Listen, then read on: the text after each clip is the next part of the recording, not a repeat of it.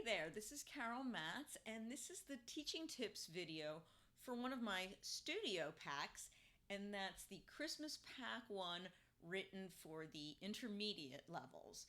Now this video and the other materials in the PDF are studio licensed, so that means you're allowed to share them with any of your own students that you wish in any way that you'd like. So you can use Dropbox service or Google Drive. You can simply email the PDF or parts of the PDF to your students. Whatever is easy with you, whatever makes it simple, that's fine. Now in the video, I'm going to be referring to both the score itself as well as the student exploration pages. And those are located right before each piece. So you might want to have those materials out in front of you as reference. Now, before we get going, I just want a quick reminder that you're going to want to download all the MP3 backing tracks and model piano performances, and you can find those on page 6 of the PDF. You'll see a picture of a mobile phone, and it's got a big arrow. Tap here, it'll automatically download. Now, I also think you're going to love the next several pages of multimedia student resources, and that's going to include videos and sound files, maps and images, all sorts of things that's related to the piece that the student's learning, maybe a little music history and some other types of things, information about composers and so forth. Now, I assembled all these resources in one place, right here in these pages, and that's going to make it easy for students to have a really fun, immersive, and interactive experience while they're learning their new pieces. So let's go ahead and get started.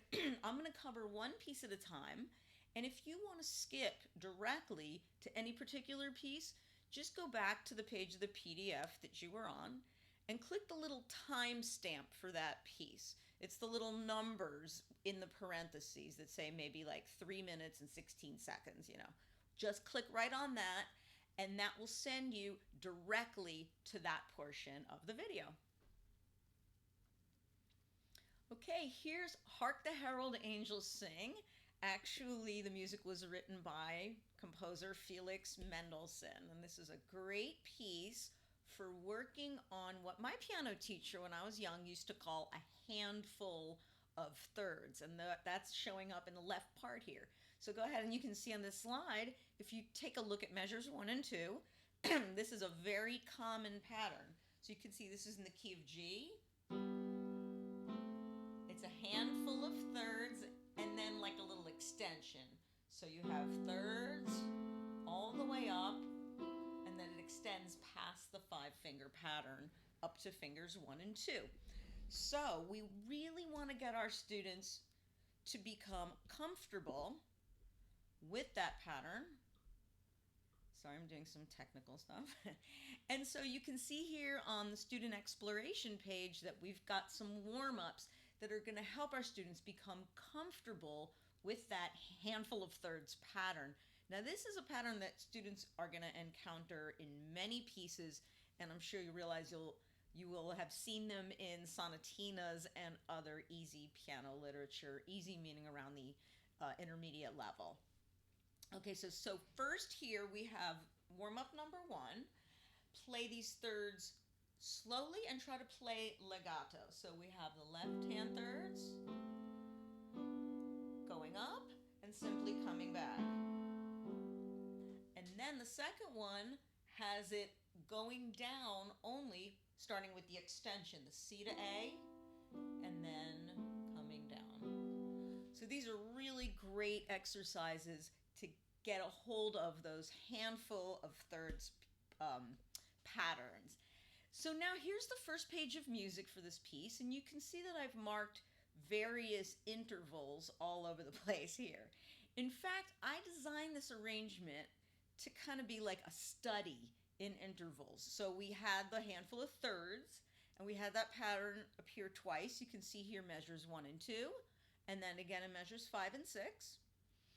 And you can also see that there are recurring patterns of 6th going to 5th. We've got like the left hand in measure 4 and the right hand in measure 9. Now, it's always a good idea to have students label or identify different intervals in their pieces, as well as chords, inversions of chords, and anything like that you can think of. And this Discover activity has got the student finding intervals, finding a G major triad, and also asked to write in the counting for a recurring dotted quarter note rhythm that you see here. Now, I always ask students to count out loud. So 1 and 2 and 3 and 4. And by writing the actual counts underneath, it really sticks to the mind, really reinforces it from the hand to the brain. That's what I've learned over years of studying. Okay, now the next piece is Silent Night. This is a beautiful Austrian Christmas carol. And this arrangement is going to feature what's called an ostinato in the left hand. An ostinato is a repeating accompaniment pattern. So, for example, here's the first line that we have in this piece. You hear the ostinato, just repeating over and over while the melody happens on top of that. So, I chose this pattern because, of course, this is Silent Night. And it's got a very do-do-do-do. It's got that calm, hypnotic kind of a rocking quality, like rocking a baby to sleep. So I thought that was appropriate. And you can also see that the connected pedal here, the pedal marks indicated, it's only going to have a maximum of 1 pedal change per measure. So that's very easy to teach to students who don't have a ton of experience yet playing with connected pedal. Okay, now the first warm-up here, this is going to prepare the student to play that ostinato, including when later in the piece it moves down to C. So it starts on G, lifts, goes down to the C. The exercise can be played with or without the pedal. I did it with pedal there. And then we've got, for the right hand, these 6ths that we're going to have the student play. You can tell that's from All is One, and then 6 coming straight down. So that's a great preparation in 6 for measures 7 through 12. I like to have my student think about their hand being locked. Now, I go through the fact that doesn't mean to do it with tension, but to just keep the shape of that 6th. They can lift their hand and it still has the 6th. That way they can move it anywhere and it will still have the shape of that interval. Okay, next up we've got a Discover activity. Helps the student review various symbols and concepts that they've learned, such as legato, crescendo, diminuendo, fermatas, 8VA, and so forth. And now, bonus activity. This is really cool. Students are going to get to compose their own piece based on musical ideas from the piece they just learned, Silent Night.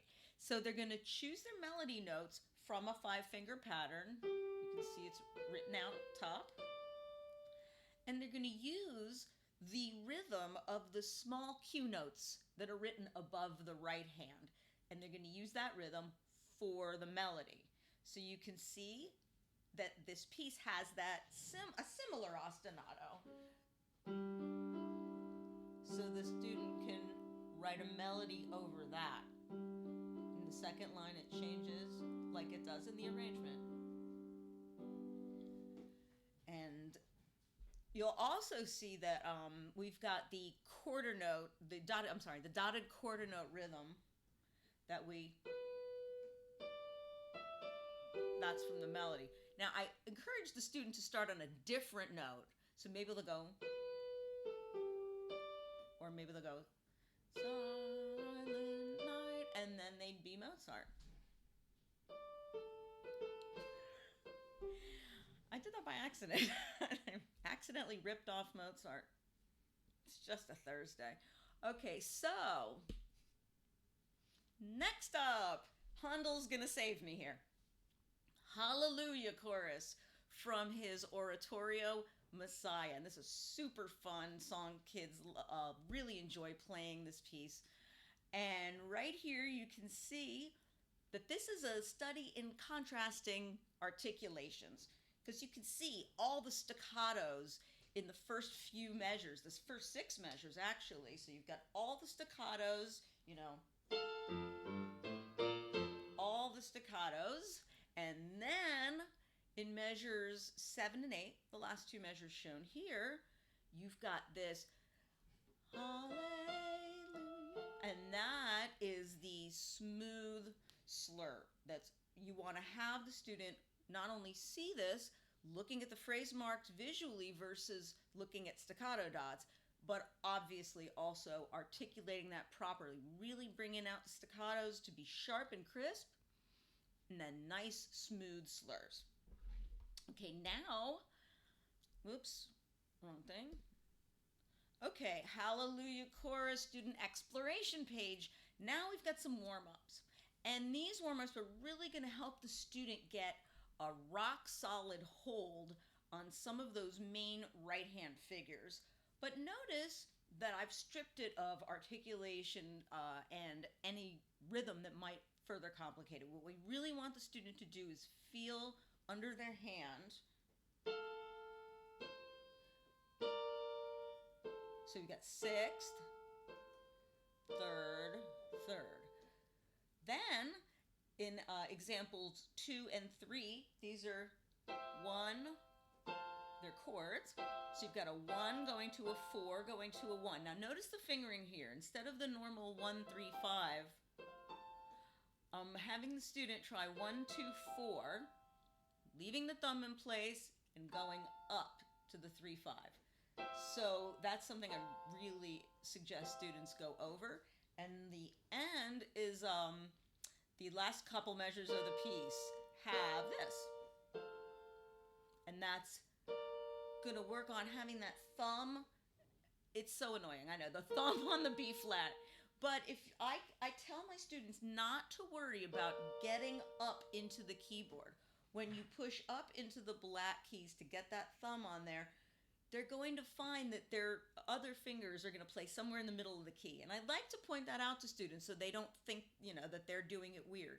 Your thumb is shorter and it's going to have to go up. So that's just a little tip that I like to toss in there. And here we've got finding intervals of a 6th and a 5th, and then putting check marks over each measure that has a similar rhythm pattern. I think that's really important for students to do. And then here on the bottom of the page, we've got a listening activity. It has the student play a broken triad from the music while they hold down the pedal, and then identifying it as a major or minor. Oh, Holy Night. I think every time I mention this carol to somebody, they say it's their absolute favorite. So many people say this is their favorite. So I had to include it here. So we can see here the first 2 lines of the arrangement. It's in the key of F, and it's in 6/8 time. And you can see that the right hand plays a broken F major chord in first inversion in the beginning, and then it moves up to second inversion. So I'm going to hold the pedal, and here's the first 3 measures, A, C, F. Then in measure 4, the thumb goes on C, moves up to the second inversion. And you can also see that we are doing outlines of chords in the left hand as well. So 1 chord going to a 4 chord. So the student exploration page is going to walk the student through different preparations to really feel those chords under their fingers. You can see here, warm-up number 1 has that first inversion F major, and then it goes to that thumb on C to go to a second inversion. Then exercises 2 and 3 are broken chords and blocked chords respectively from the left hand. These are the cadence chords. So it's going to go 1, 4, 1, and then it goes down to a second inversion. 1, 4, 1, then down like an inversion. And then the little discover spot at the bottom reinforces all those chords. It has the students identify the inversions and write the Roman numerals under the cadence chords. Now, before we move on, remember that each piece in this multimedia package has a model recording played on piano. So you might want to ask your students to play the recording while they're following along with the score. And this way they can listen for things such as shifts between major and minor. They can hear swing feel, dynamics, expression, all kinds of things. So that's another resource that you want to be sure that you take advantage of. Okay, so next up, what child is this? Beautiful carol that I decided to jazz up. The jazzy version, what makes it jazzy is the swing rhythm. You can see in the tempo head it says quickly with swing. Swing is that 2/8 notes will actually equal that triplet figure.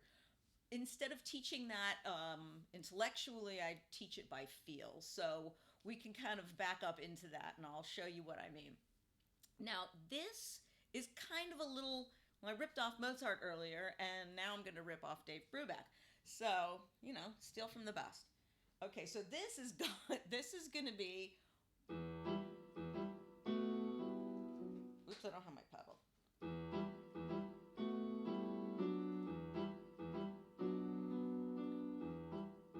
It's like take 6, actually. All right, so you can see that is something we're going to really need to work on, feeling and articulating that swing rhythm. So how do we do this? On the student exploration page, you can see a big circle that says pro tip. Before playing in swing rhythm, count 2 measures out loud. You make your students count out loud, and when they do this, it really establishes that swing feel. So it'll be 1 and 2 and 3 and 1 and 2 and 3, and have them accentuate the number, the downbeat, 1 and 2 and 3, and verbally, and get that lilt, that long, short, long, short, long, short pattern of the swing 8th notes going ahead of time. Now, to work on actually feeling the swing rhythm while playing, what I like to do is start by playing any 5-finger pattern with straight 8ths, and then count off and play the pattern. So, well, with swing 8ths. So I can do it on, and I'll just do it on C. So it'll be like 1 and 2 and 3, 1 and 2 and 3 and 4, and or 1 and 2 and 3 and 1 and 2 and 3. Any pattern, up or down, major, minor, you know, that's just really to get that long, short, long, short. And then you can see on the warm-up that it's written out for the student, for them to play. So I'm going to back up. So I say I would like to play a 5-finger pattern and count it out loud, and then have the student copy me. This part I forgot to say. Have the student copy what you're playing, because they're going to just be physically feeling the swing rhythm. Then they can do this in E minor 5-finger pattern.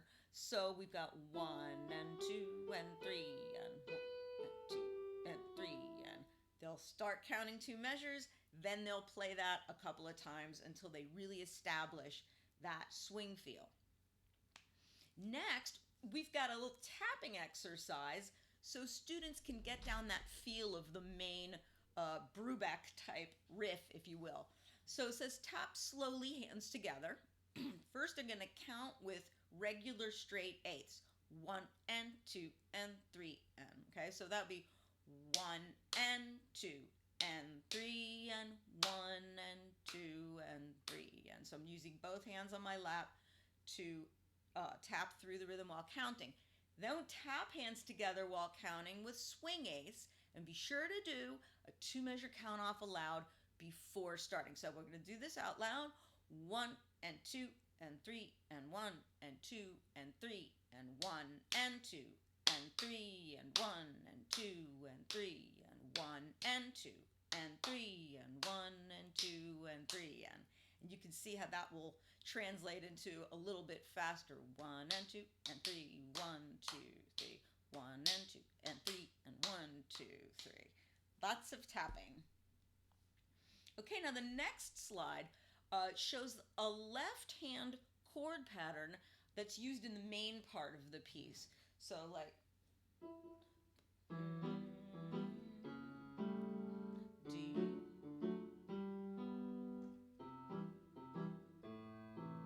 it's a play on that same rhythm. Boo-da, boo-da, boo-dum. So to expand on that, I put in here a fun little create activity that's going to have the student improvise with this left-hand chord pattern. So this is written out from the piece. So they're going to play the measures above that forms an E minor chord, then move it down to play that same pattern on D major. They can move to C now. And they can explore the pattern on as many chords as they like, and I'm going to go to a B.